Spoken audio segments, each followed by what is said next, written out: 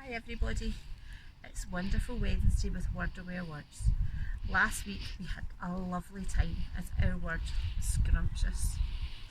This week it might not be so lovely as the word this week is revolting. Ooh.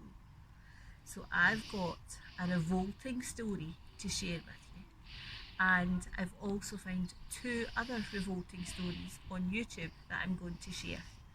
I've also asked Ewan for some revolting ideas of activities that we could do, and I must admit I'm quite impressed with his revolting thoughts.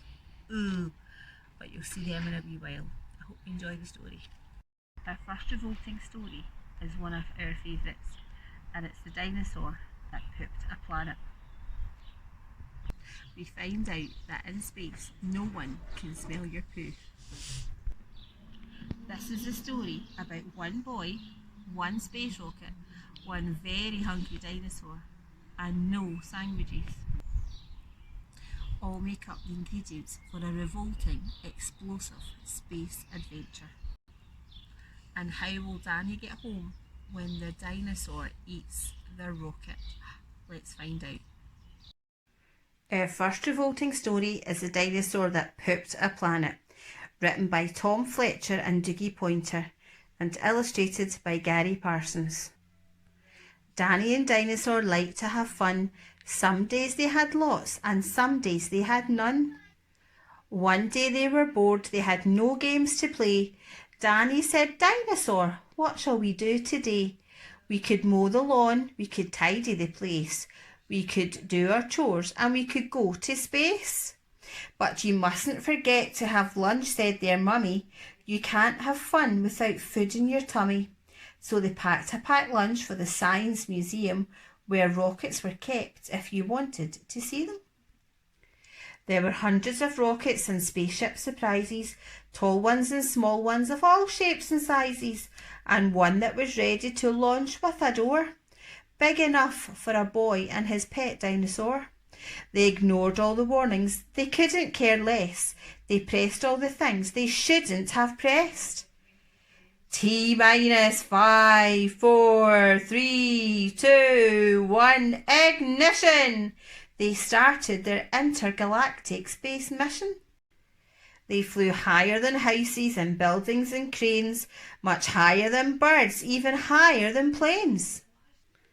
"We're in space," Danny yelled as they floated around, but the dinosaur's tum made a rumbling sound.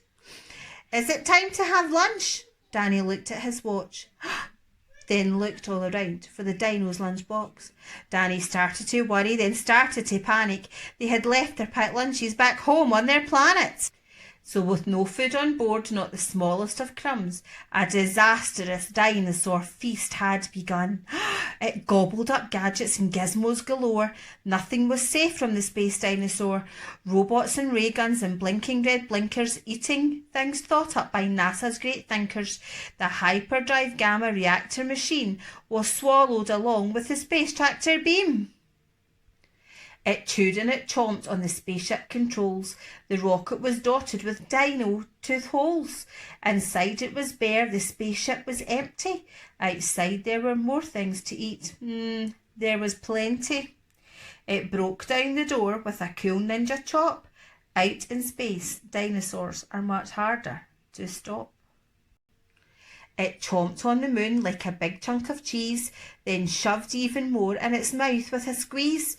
It munched on the Martians from Mars and their cats. Their cats are like ours, but their cats wear cool hats.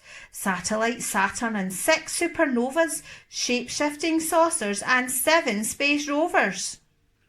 It guzzled 5 gallons of fuel from the tank, and Danny's jaw dropped as he watched what it drank. With a crunch and a crack and a nom nom nom nom, in one dino gulp, their rocket was gone. Nothing was left. All Danny could see was a fat dinosaur where the rocket should be. So they were stranded with no way back home, just Danny and Dino in space all alone. Now Danny was crying. He cried and he cried. He cried and his tears filled his spacesuit inside. Unless they were going to stay there forever, the dinosaur needed to do something clever. With a feeling of guilt deep down in his gut, its brain brewed a plan involving its butt. It knew there was only one thing it could do to get them back home. It needed to poo! Like a poop-powered rocket, the dinosaur flew. Dan hopped on its back and he watched as it pooed. It pooed out the robots, the ray guns and blinkers, the things NASA stinkers thought up were now stinkers. Ugh. It pooped out the moon, it pooped out the stars, it pooped out the space rovers and Martians from Mars. When Danny looked back, he could see a poop trail from far out in space to the dinosaur's tail. They headed for Earth and they started to orbit. It pooped on the clouds, but the clouds just absorbed it. Ugh! They flew past the buildings, the streets of their town, leaving the houses all smelly and brown. Oh! And finally land back down on the ground. Hooray! Danny cried. We're home safe and sound. They looked to the sky and the things that were pooped had formed a poop planet right next to the moon. So Danny promised to listen to Mummy because fun is not fun without food in your tummy. And just when you thought all the pooping was done, a Mars cat plopped out of the dinosaur's bum. Ugh.